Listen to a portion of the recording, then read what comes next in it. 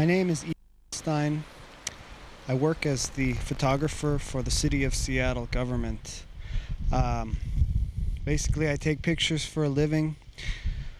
What interests me most about photography is capturing moments, being present or prescient, and simply recording life as it occurs, so that something is saved for history, so that we have some record, some memory, some proof of what's happened in the world, what's happened in our lives, who we are, who we were, the things that we create, the things that we destroy. Particularly when I go to an area to photograph, whether it's for work or for myself.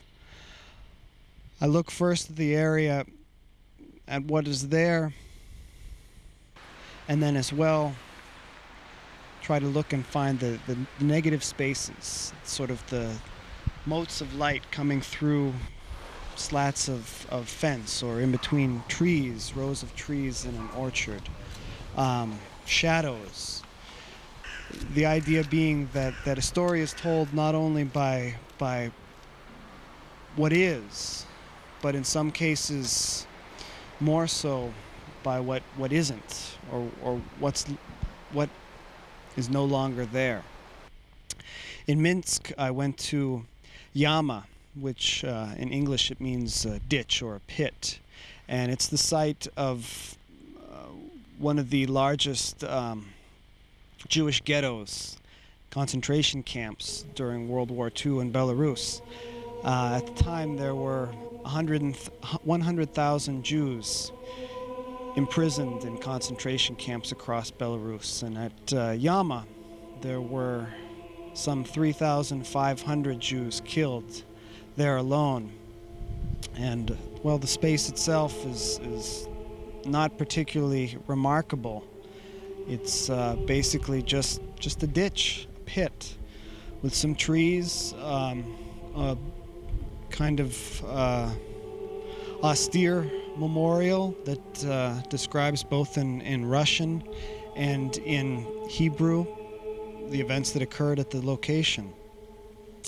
And it was there in particular that I felt one of those moments where it wasn't so much the space itself, but it was the negative space, the residue that struck me the most.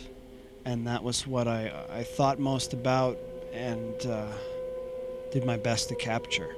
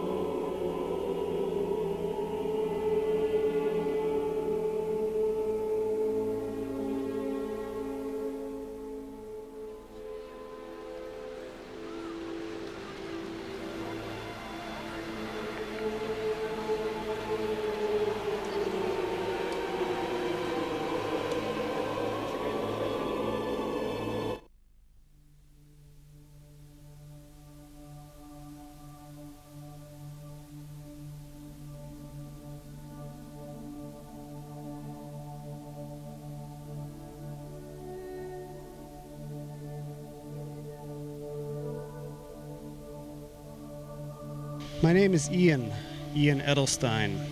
I was born in Concord, New Hampshire, in the United States of America, December 27th, 1972.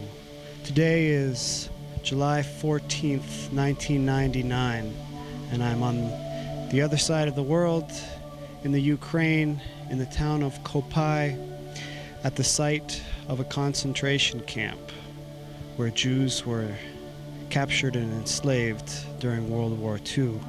And there's little indication around me that this is in fact the location, save for this tombstone which has been defaced, and carved upon it is a Star of David, and this box made for candles.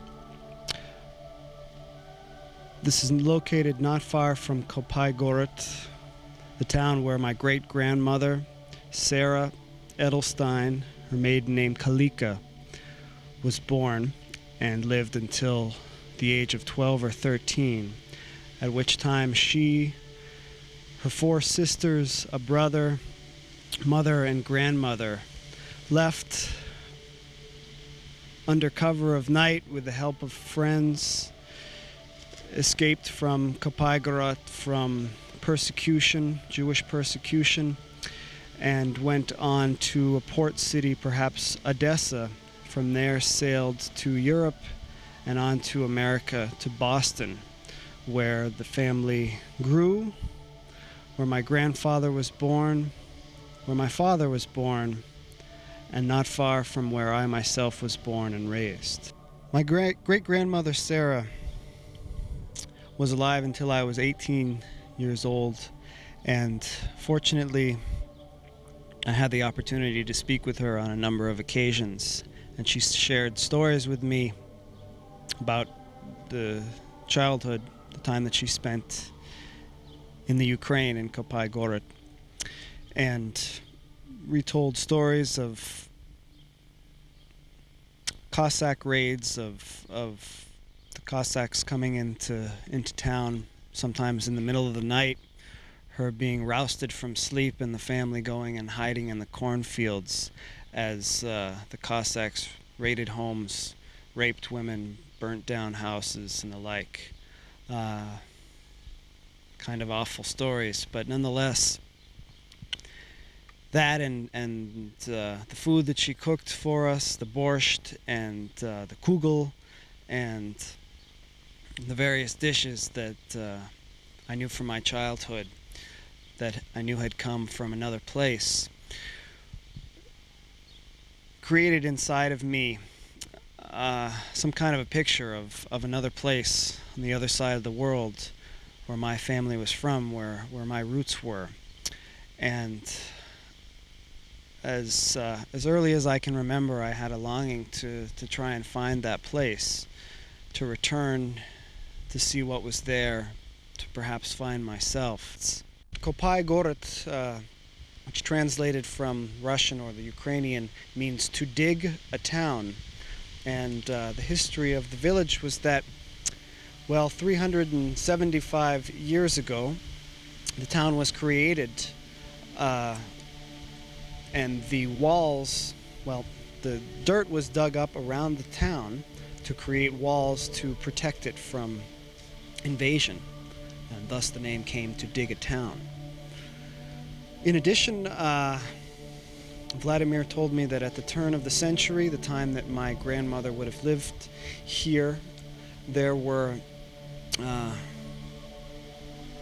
something like 900 residents of the town, and at least 400 of them were Jews. And the village was thriving. It was kind of a local center of culture and commerce.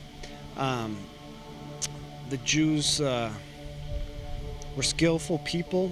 They made shoes, made clothing.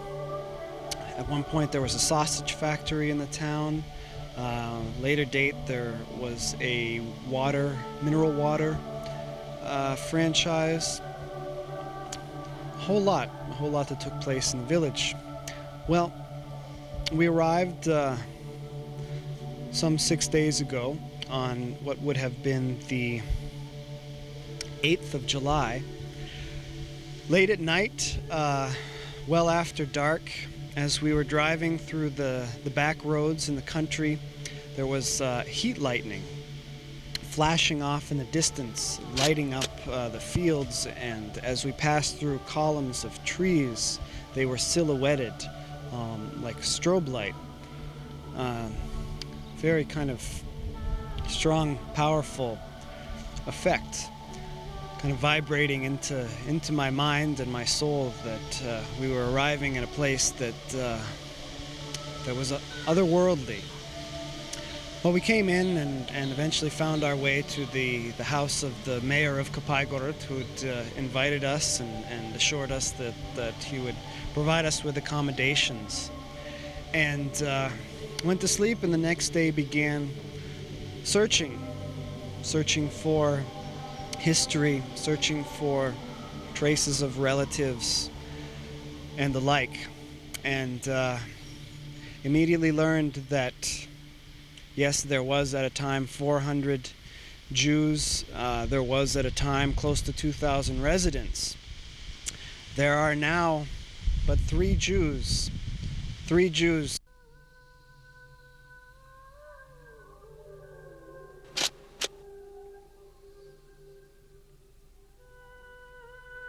The next day we were directed to the home of Dora Yosefna Kramer, who was one of the 3 Jews left in town, the only one who lived in town at the time of the war, and she herself, we later learned, was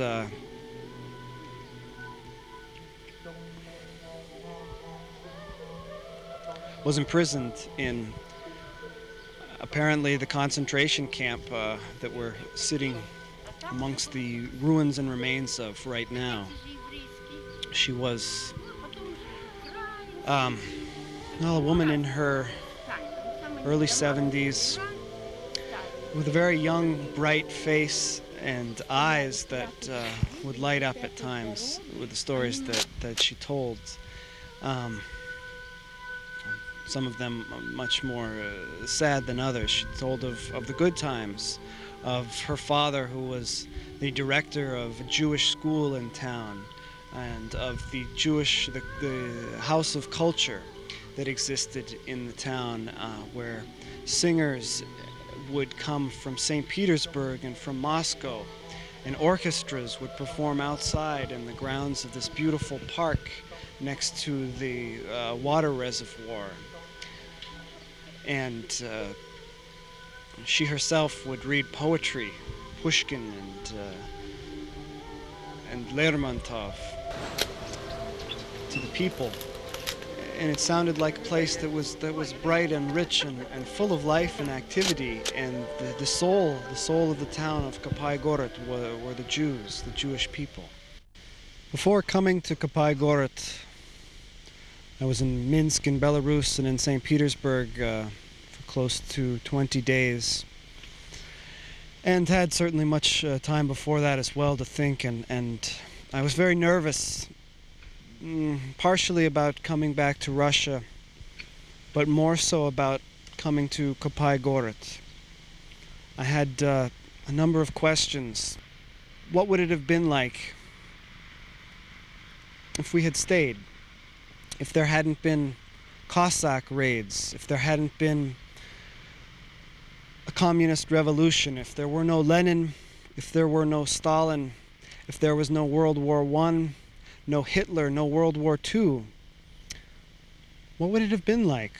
Who would I be and what would my life be if this was where I grew up and lived? In the first meeting in Kopaigorod with Dora, the Jewish woman who was here at the time of World War II and herself imprisoned in the concentration camps. After visiting her, we went right across the street from her house, which is where the old Jewish cemetery in Kopaigorod is located, and it's in a state of decay.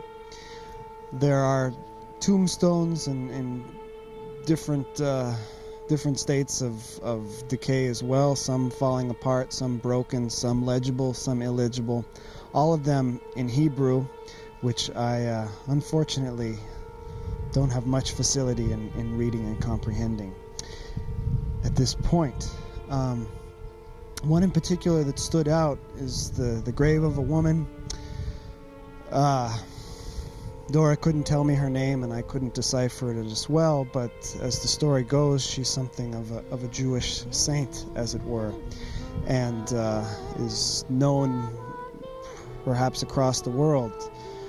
and people travel to this location and find her grave and light candles and write their wishes down on pieces of paper and leave them for her.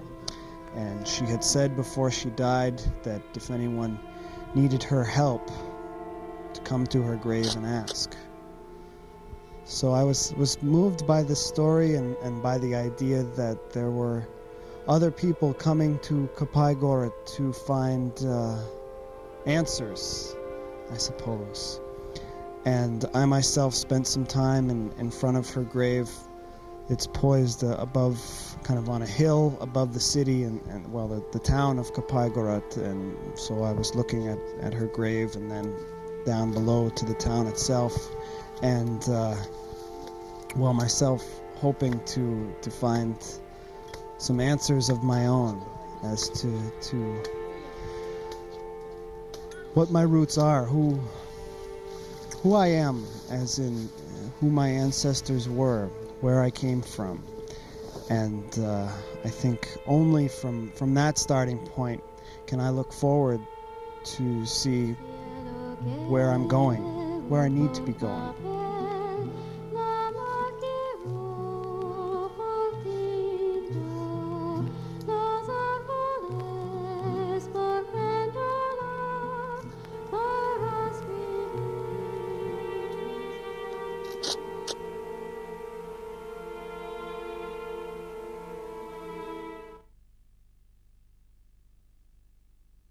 As we were walking through the cemetery, and I was looking around at the different stones, and myself beginning to think about photographs, about some way for me to record where I was and what I was experiencing. Up came a man by the name of Leonid, and he started talking to us, and sure enough, he had the next bit of information for us. He had a list of records of people who had paid for water after the Second World War. And we met him. I hadn't at first had my photograph and my information with me, but I brought it later, and the name wasn't on the list. Kalika wasn't on the list, the family name. But in showing him the photograph and in telling him the name and the story, he right away knew of a family by the name of Kalika. Kalika? The Kalikas? Yeah, we had the Kalikas in this town. Yeah, I remember them. So they lived in this place? Yes, of course. That had lived in Kopaigorod, and he had known several members of the family, and even brought us straight away to the location, former site of the house that they lived in, which is now basically kind of an overgrown, abandoned lot. There are a couple buildings there that aren't being lived in. And I got my first glimpse of what perhaps was the land and the home of some of my ancestors. And I can't say that it was earth-shattering. It was basically land lying sort of afoul, not being used, but still the same.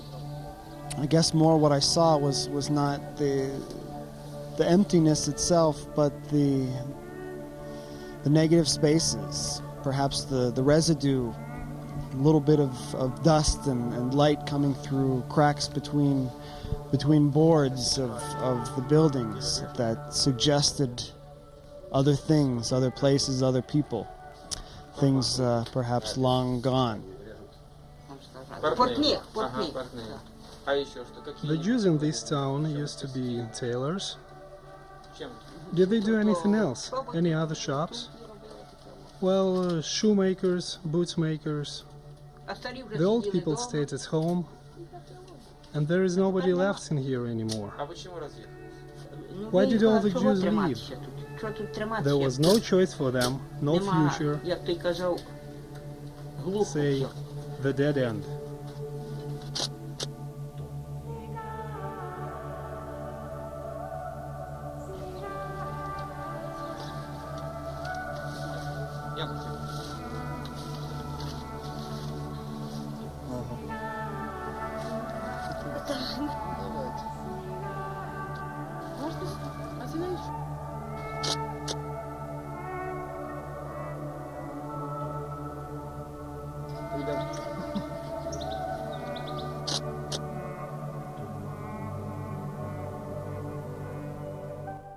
Да, эту фотографию сделал. This picture is taken in Kopaigorod. In Kopaigorod, right? Ее мама. And this is her mother. Слушай, такое знакомое лицо. Listen, the face is so familiar. И их фамилия была. Their last name was Kalika. Калика. Да я знаю. I used to know this family, Я даже the Kalikas from Kopaigorod. Калики. Были такие, да. Они даже жили на той улице. They lived in the street where the Jewish school and the synagogue used to be. Я помню их хорошо. I remember them pretty well.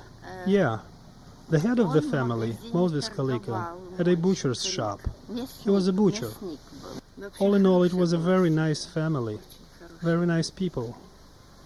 Ну что-то я не могу I cannot say anything bad about the people of Kopaigorod. They were like one big family. Even when I talk of them, I have tears in my eyes. We were so friendly to each other. From there, we met with the youngest, the second of three of the Jewish people left in Kopaigorod, a man by the name of Igor Braverman. That was at Leonid's suggestion, and Igor brought us to the newer cemetery in Kopaigorod, also a Jewish cemetery, where there are newer gravestones, stones with inscriptions in Russian of the people, of their dates of birth, and as well several mass graves for people that were killed during the war. This spot is covered with graves, and this grave is the biggest one. Over 1,000 Jews are buried in it, all of them from the ghetto and the concentration camp. And it was there, in Igor's company, that we found the first Kalika gravestone. The name on the tombstone read Yevgenia Samuelovna Kalika. She was born in 1914. And I knew from the photograph that we had that the aunt and the son that stayed behind, the picture was taken in probably 1912 or 1913.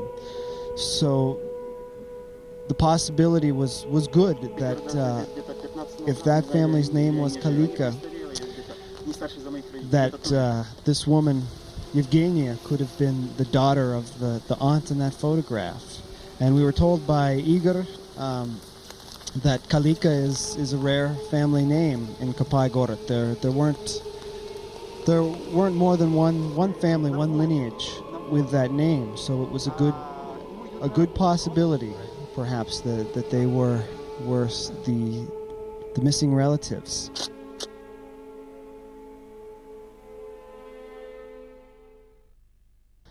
From Igor, we were led to Arseny Stepanovich, and Arseny is an elderly man, kind of frail and getting on in his years. And we stopped by his house, and he was home, and he, I think, woke up from a nap, and immediately brought us in and began talking. I showed him the picture and described the people and described who I was and that I was here looking for traces of my family.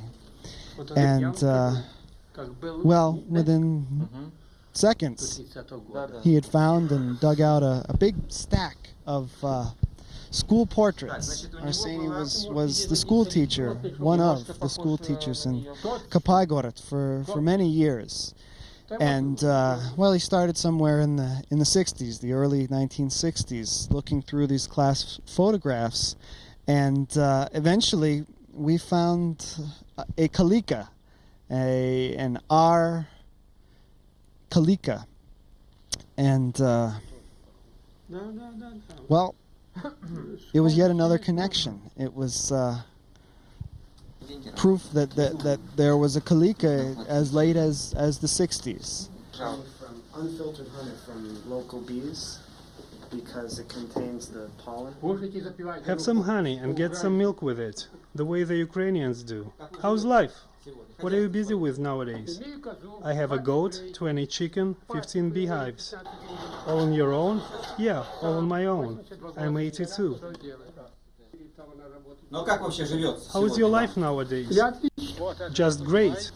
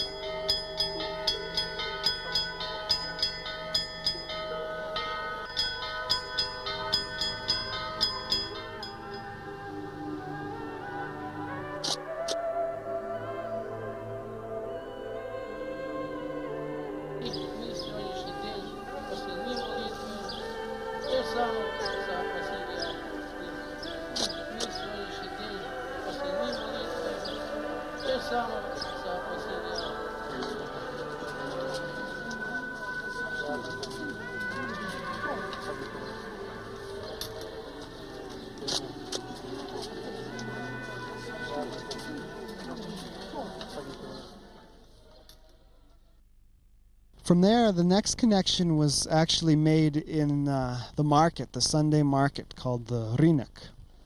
And well, now in Kopaigorod, there aren't too many options for shopping. There isn't much of a customer base or money base for stores to work full-time and to stock much in the way of products. And so the best opportunity for people in town to buy foods is at this Sunday market, which happens early Sunday morning. It starts around 6 a.m. and finishes as soon as it can by 9, 10 o'clock. It's emptied out again. Well, we went there in the morning, and it seemed as though all eyes were upon us, upon me. I had my large camera around my neck and was walking around just absorbing the scene and wanting to take some pictures and record where I was. And it seemed that it was nearly impossible because everyone saw me and made way for me and made eye contact or turned away from me, depending on what I was doing. And I couldn't really get a photograph, but I was persistent. I felt that I had to spend some time there because this was a rarity, it seemed, that everyone in town had all come together to this one point. It was a meeting place beyond just for shopping. It was a place where people gathered together and met. And it felt at that moment like the town was alive again and gave me some sense of what it might have been like in the past, in the perhaps more glorious years of Kopaigorod. Well, eventually we started doing some videotaping and trying to interview some people. The rumor had gone around that there was a rich American farmer who had come to Kopaigorod with a black hand or hired hand in tow, and that I was intending to buy the city, the town of Kopaigorod, for perhaps the sum of $303,000. What is your life like nowadays? It is a rather bad life we have over here. No work, no payments. Even those who work do not get paid. Sometimes we cannot buy bread because there is none. What should you do to change your life to the better? Total change of the government. Kick all of them out and put me as the president.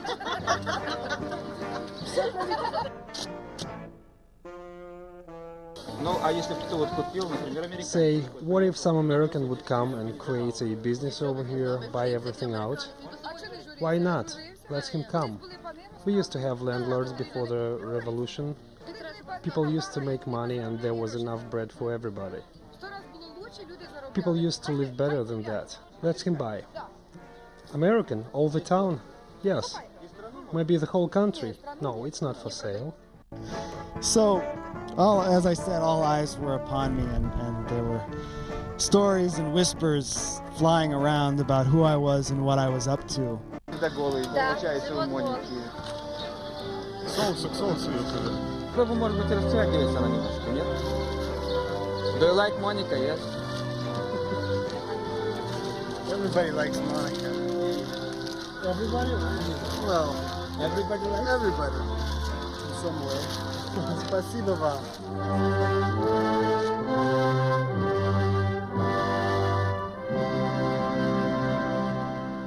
It was in walking through this field and looking out that I saw this potential that perhaps there was some hope. There was something that could be done. There was land, rich agricultural land, and water. There's a spring, a natural spring of beautiful water. I saw the potential that there was something that could perhaps take place here, an agricultural business that would allow people, first of all, to have work, systems to be rebuilt, some buildings that have actually fallen down into the ground, into holes. As the story goes, the Turks who came up from Turkey, either across or around the Black Sea to the Ukraine, in this area dug underground tunnels, and they only discovered this in certain places where they built buildings, and then they just days later collapsed into the ground. And so I saw this potential and imagined that there would be a beer factory, a brewery, that hops would be grown on the land here, and that water would come from the natural spring, that all the ingredients would be produced here, and as well that farming would take place, and there would be employment and income for the people of this area, and then perhaps some of the reconstruction could take place if a place is to survive and to grow and to recover.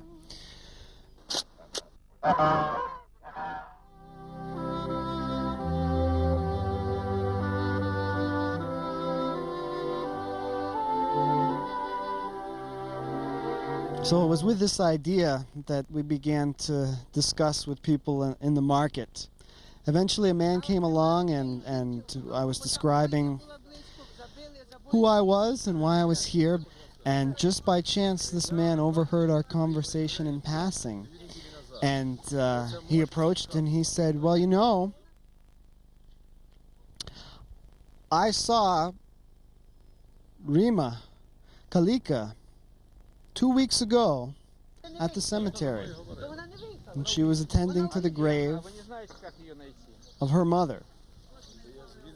And suddenly, this was a new piece. We'd heard about from Dora that probably all the Kalikas had all emigrated, that they were in Israel, that most of them had died. Leonid only knew about people who had died or people who had left, but no one who had stayed behind.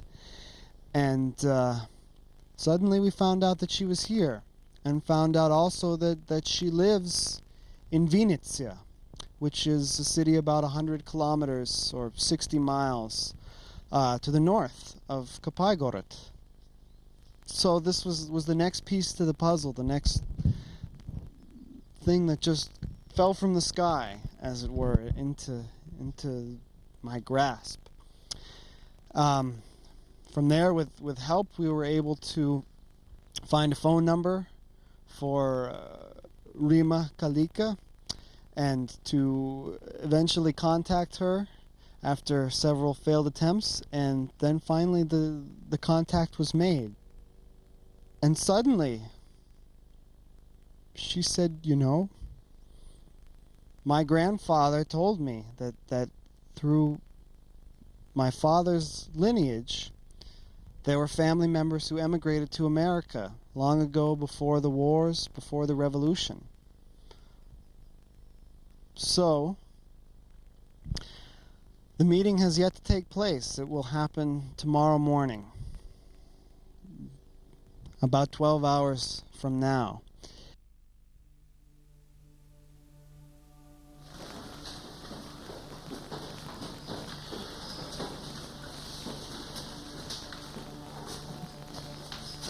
Is it the right door?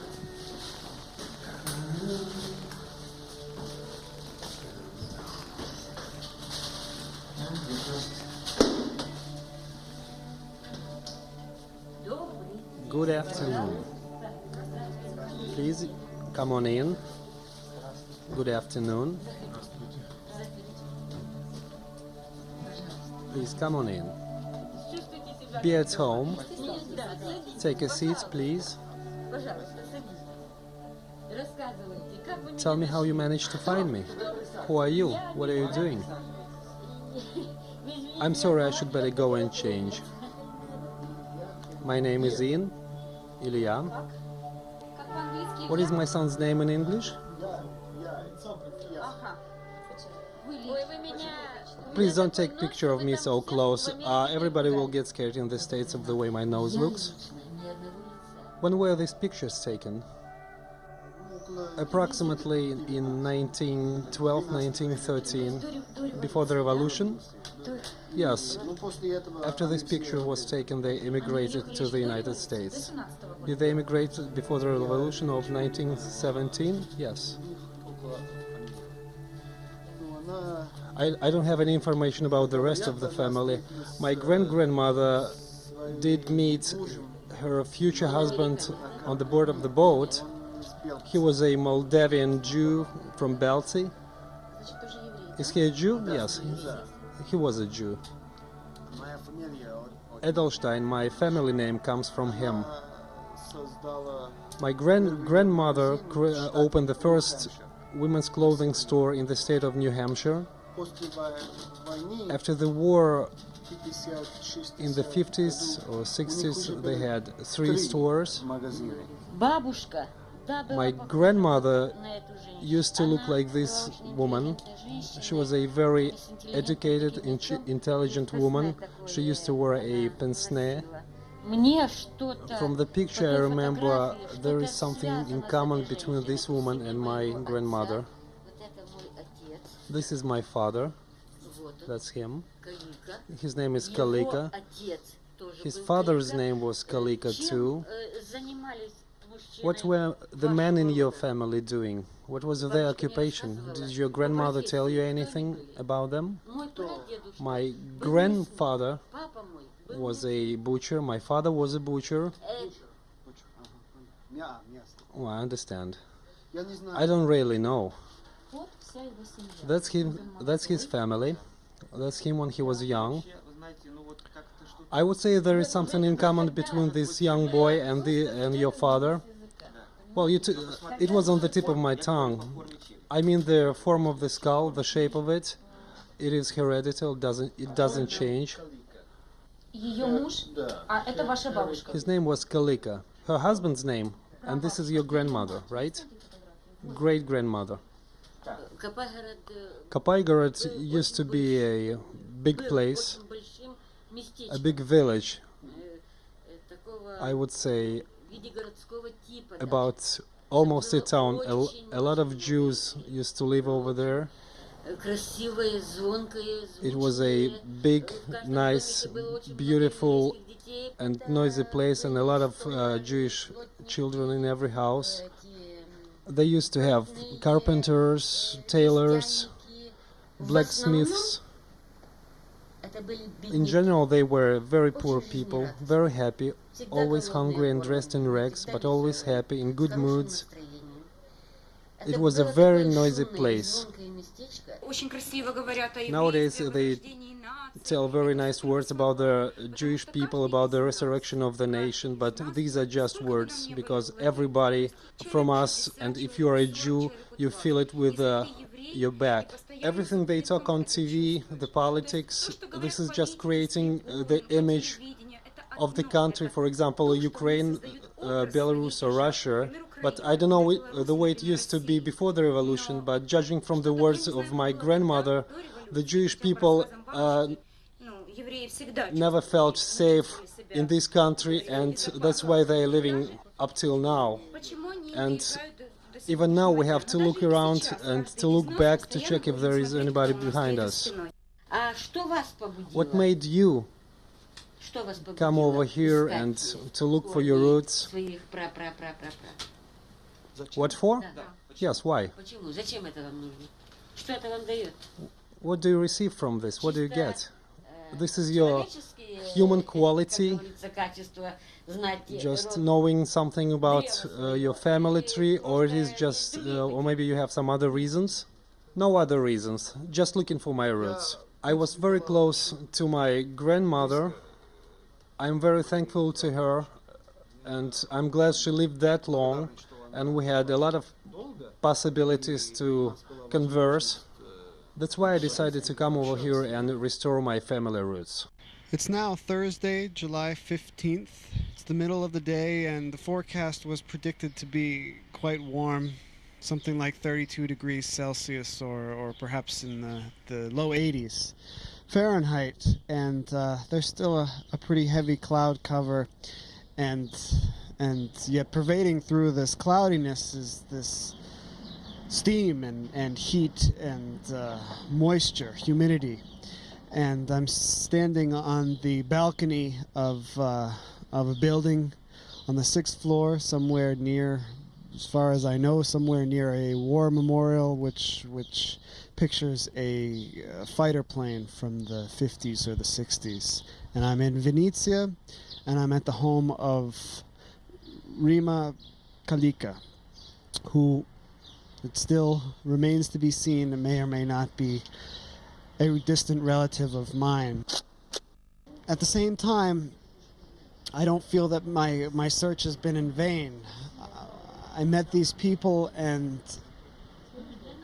we looked at photographs and couldn't find an immediate connection, but perhaps wasn't until we sat down and ate something together, and there started to feel inside of me and perhaps inside of them, and bouncing back and forth, a connection, something deeper perhaps even still than the idea that someone is linked to someone else on an old photograph that is so distant and far away. There is a connection. There's a connection in the spirit and the soul that exists.